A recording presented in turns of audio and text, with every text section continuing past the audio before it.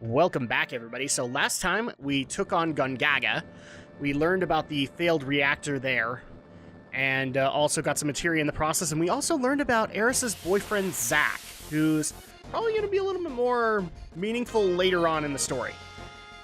Final Fantasy veterans, I see you wanting to write that. Don't write it. Let's not spoil it for people. And happy Thursday, everybody. I hope everybody's having a good week so far. For me, I'm just actually getting ready for next week to be a podcast week. So, quick reminder, a podcast week is just going to be where you get a Final Fantasy VII part, you get Kingdom Hearts, but there won't be Tale of Drakfu, there will be no Dungeons and Drakfus, Drak Reviews, Drak Try. There will probably be a Drak Tries. Actually, no, never mind, because that's going to be later in the week. But there will be what's needed to be there. The only thing that's questionable is Diablo. Diablo might be there. I'm just letting you guys know in advance. I'm not sure yet. I actually have to go over and see like how much stuff needs to be done, and then at that point, whether or not I can record a Diablo session in between that. You guys are going to get Diablo this week, though. And I'm hoping to finish off Act 3 this week, but I'm not sure if I'm that close to Mephisto or not. Anyway, we're not talking about Final Fantasy here, and we need to be talking more Final Fantasy, because I know a few of you get mad that I use this more as kind of like a podcast or like a personal update for the channel. It's simply because I love the game, and I love recording this for you guys. I mean, we're going over the story, and the story is amazing, but occasionally there are blank spots, there are dry areas where there isn't really any story going on. So, I understand, but this is what we do. And we're actually on our way to the next area, which is kind of a sad one, because technically Red told us that he would actually have an abandoning point. This is it. So we're going to enter Cosmo Canyon, one of my favorite areas in the story. Just look at that. That's brilliant. I'm not usually a mountain and desert kind of guy, but dang it, this hits my heart zones. Let's go ahead and enter. I am home. It is I, Nanaki. I don't care what you guys say. That's how I've said it for so long. Nanaki. Hey, Nanaki, you're safe. Come on and say hello to Bugan Hagen. I don't see you guys having a problem with that name. Nanaki? I guess the original pronunciation is Nanaki. I've always pronounced it Nanaki, and I like the way that sounds. Cosmo Canyon. I wonder if there's any relation to the planet or the ancients. Might be. We won't know until we step in. Welcome to Cosmo Canyon. Are you familiar with this land? No. Actually, we are not. So, why don't you go ahead and fill us in? Let me explain. People from all over the world gather here to seek the study of planet life. So astronomers. But it's full to capacity at the present, so I'm afraid I can't let you enter. That doesn't look full to capacity.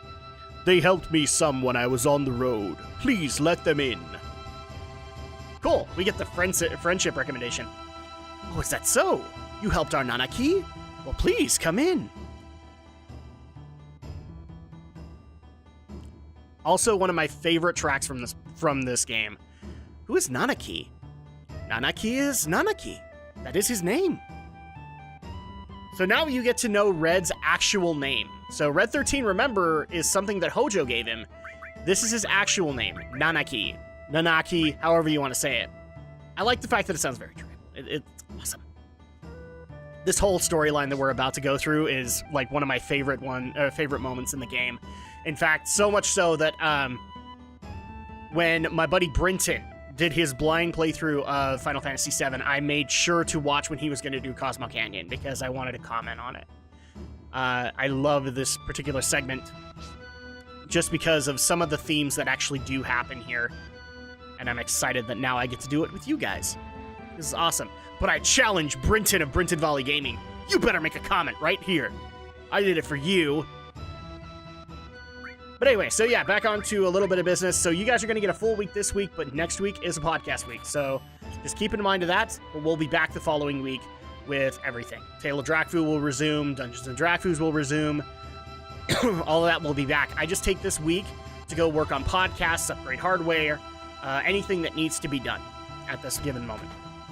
Not just for my channel, but also for Drak and Shadow, because I'm mainly the guy who runs that. So right now we're just kind of meeting with the villagers. As you can see, there's a very kind of tribal setting. The best way I know how to describe Cosmo Canyon, at least the way it feels, is if you've ever watched Cowboy Bebop, whenever they have to visit I think his name's Iron Bull? Or something like that. And it's just like a Native American on Mars who is just surrounded by old technology and is still giving sage advice. This is always how I felt like Cosmo Canyon feels. It's like where you have all this technology in the world. This is the one place where, yes, it is technological because they do study planet life, but it's also spiritual. And the other thing, too, is that, because now I get to actually talk about Final Fantasy stuff, this is the main area, at least in my opinion, that kind of goes into some of the philosophies based in this game. Especially in the concepts of life and death, which influence this game heavily. Here is where I was. I mean, this is my hometown. My tribe were protectors of those who appreciate this beautiful canyon and the planet. My brave mother fought and died here, but my cowardly father left her. I am the last of my race. Oh no! That's not good. Cowardly father? Yes, my father was a wastrel. I like that word. I'm going to use that now. And so the mission I inherited from my ancestors is to protect this place. My journey ends here. Okay, well, that makes sense. Hey, Nanaki, you're home. Coming, Grandpa. So weird to have that deep a voice have a grandpa. Oh, wait, it gets weirder. Let's rest for a bit. There are some things I want to find out about anyway. Okay.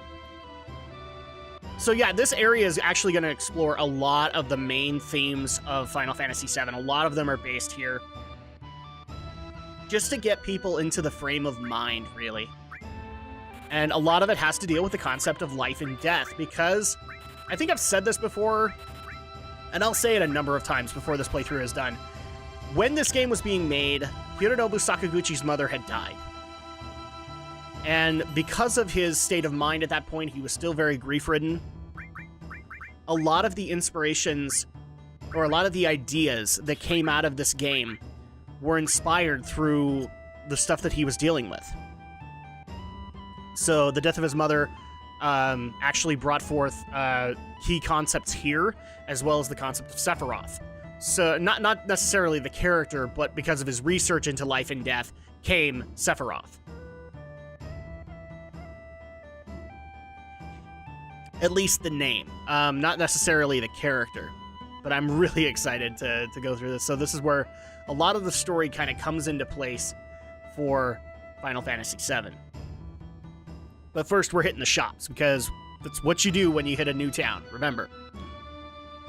And by the way, I'm really glad that some people are actually getting worthwhile RPG advice while watching this playthrough, because there are times when I feel like I'm not talking about this enough, and I occasionally get these private messages going, you know, I didn't necessarily go into Final Fantasy, but because of you and your basic RPG advice, I went off and tried Dragon Warrior, or I went off and tried Chrono Trigger. And I'm so glad you guys did, because RPGs are so amazing, especially in this day and age when we have so many awesome RPGs you can go check out. And here's the thing, if you play games like Skyrim or Chrono Trigger, it doesn't matter. You're playing RPGs, and RPGs are amazing. So congrats to you guys for trying out something new.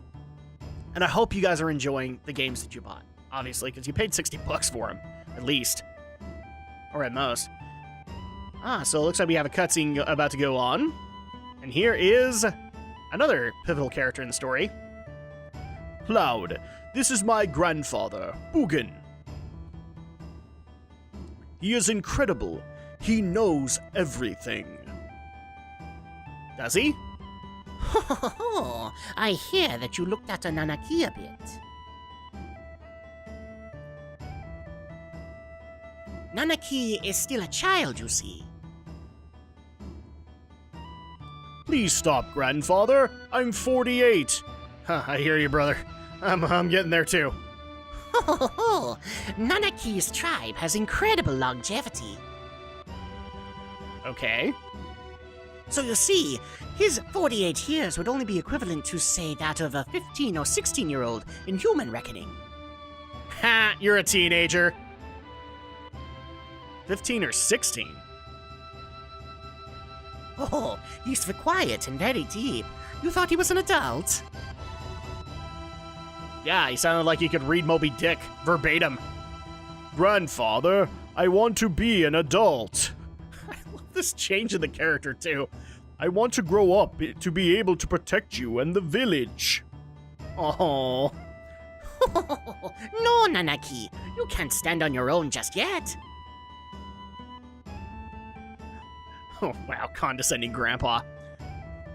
To do that, now would destroy you in the long run.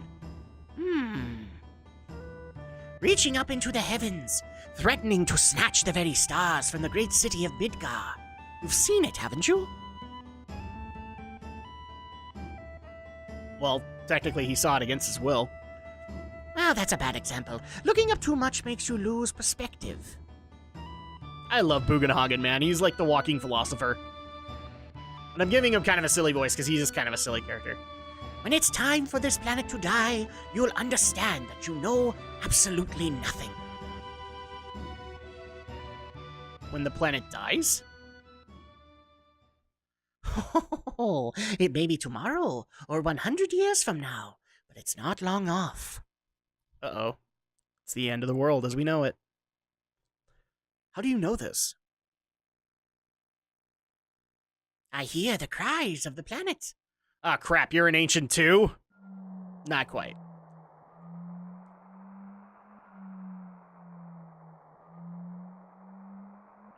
What's that? Oh, the sounds of the stars in the heavens. While this goes on, planets are born and die. You're very happy about that, actually. It's weird. Huh? What was that?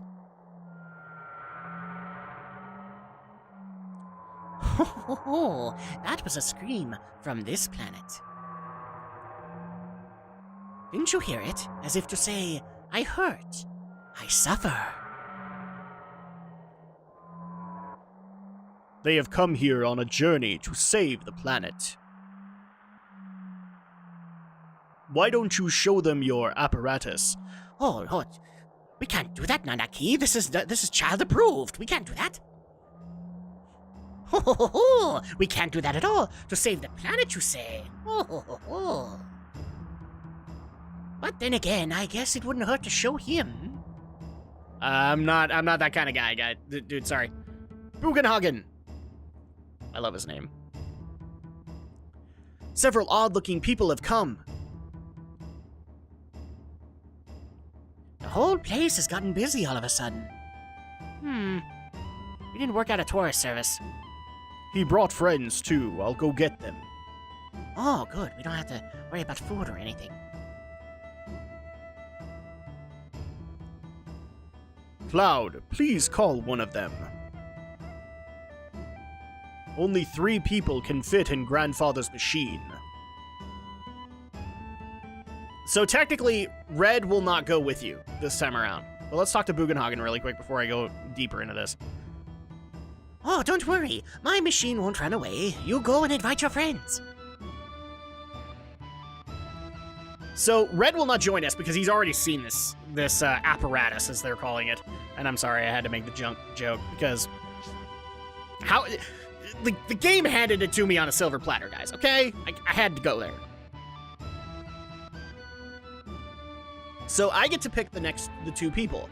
The third doesn't necessarily matter, but there is one person in particular you want to bring. It's not like she adds additional conversation here, but it does make sense that Eris go with you. She is the last of the Cetra, at least to her knowledge. Sephiroth is claiming that. We don't know if it's actually true. But she is the last of the Cetra, so it makes sense that she go in there to see what they have to say.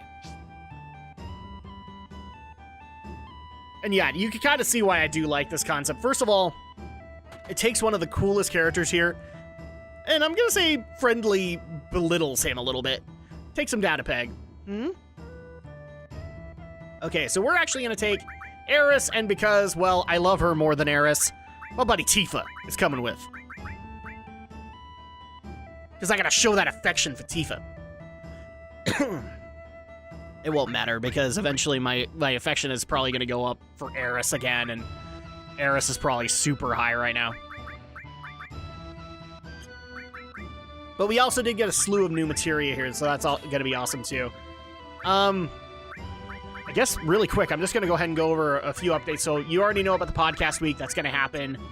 As far as games that I've been able to play this week, it's been strictly games that I'm either reviewing or games that I'm grinding in.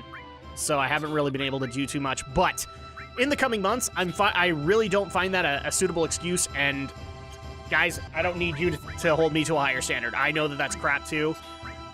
We are gonna get back to those, and more regularly. It's gonna happen. Thankfully, that's why I did things like Podcast Week, so it gives me time to be able to get to the stuff that needs to be done, to shorten that list a little bit, and then eventually maybe give myself a few days off to go play these games. You know, after I go put myself in a comatose state.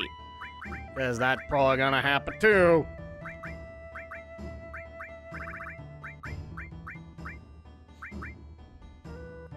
And I can already see, like, one person in the comments just already pointing out to me, well, I thought you don't like 7, therefore you don't like the philosophy of it. No, not true. I said at the beginning of this series, I like it, but it has problems. It's not the greatest Final Fantasy story ever told, to me. And part of that is because of nostalgia, and part of that is just because the problem that 7 has is that it's oversaturated right now. Maybe if we had like a 10-year break from it, I'd have a more fond look into Final Fantasy 7. But that'll take some time. Okay, so now we're back up to Bugan Hagen's house. Let's see this apparatus. Oh wait, I brought 2 girls. Maybe this wasn't a good idea.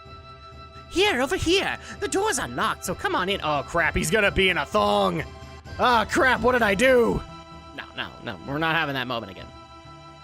Oh, look at this. It looks like you have them all together. Then let's begin. Okay. So it looks like an observatory area. I'll be you go ahead and stand right there. I swear that's a mistranslation.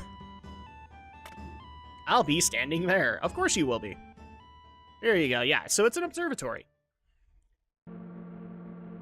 We get to see his version of a planetarium. I'm sorry, a planetarium. So pretty. It's just like the real thing. An approximation. Oh, yes, pretty good. This is my laboratory. All the workings of space are entered into this 3D holographic system, because 3D was a thing back then. Hey, a shooting star!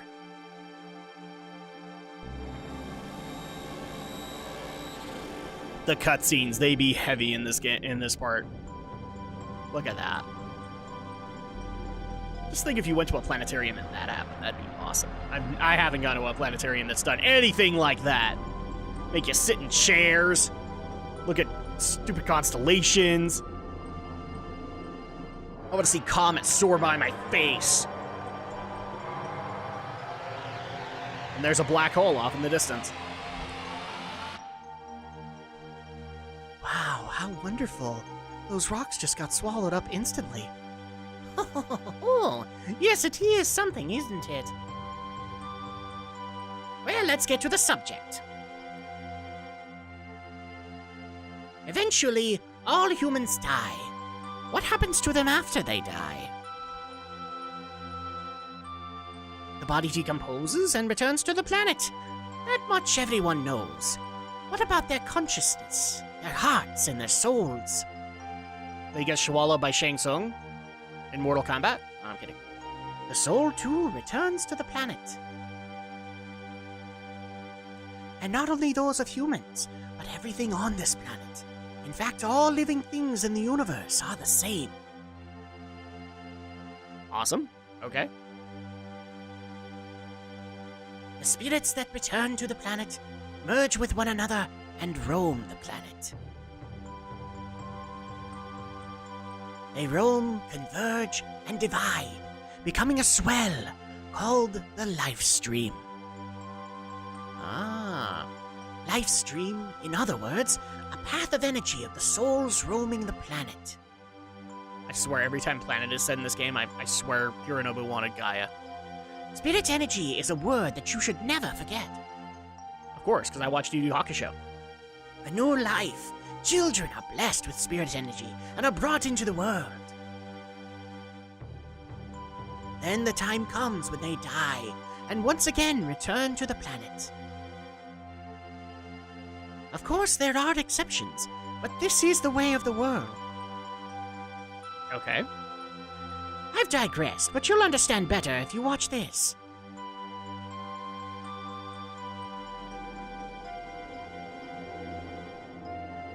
And in this one cutscene, you get basically the philosophy of this game. And one of the biggest inspirations for Final Fantasy VII that came from Sakaguchi's mother's passing. The concept of the life stream.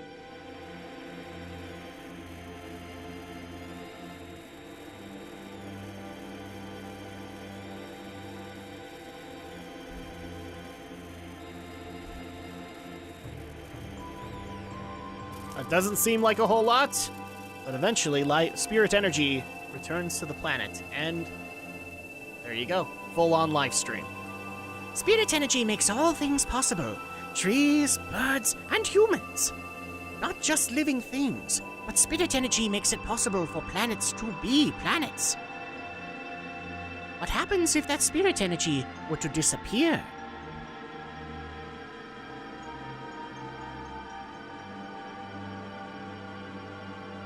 And if you can't figure this out, I don't know what to tell you. Planet dies.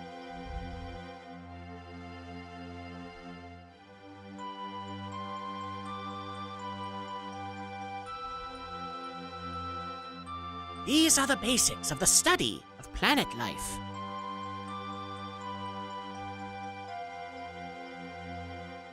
If the spirit energy is lost, our planet is destroyed. Yep. Spirit energy is efficient because it exists within nature. When spirit energy is forcefully extracted and manufactured, it can't accomplish its true purpose. Excuse me. You're talking about Mako energy, right? Every day, Mako reactors suck up spirit energy, diminishing it. Spirit energy gets compressed in the reactors and processed into Mako energy. All living things are being used up and thrown away. In other words, Mako energy will only destroy the planet. Yes, environmental message. I'm okay with this one, though. And with that, you get the education on the life stream. Now, Mako energy is part of that, but it's, as he says, it's compressed. It's not exactly what it was once it becomes Mako energy.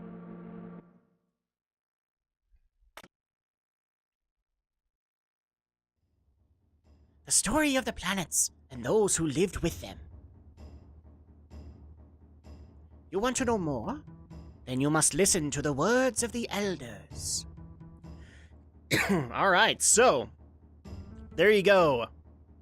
Nanaki, his father a coward? So that's it. Nanaki's been thinking that all this time. You don't have to do this, but I like doing this because it's kind of a setup into what's going to happen later on in the events in Cosmo Canyon.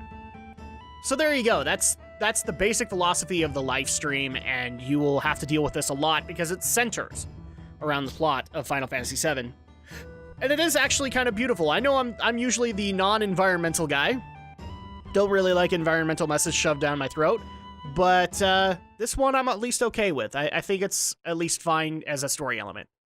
But that's going to go ahead and do it for this week. I think we've educated you enough for now, so when we get back next week, we will learn more in Cosmo Canyon.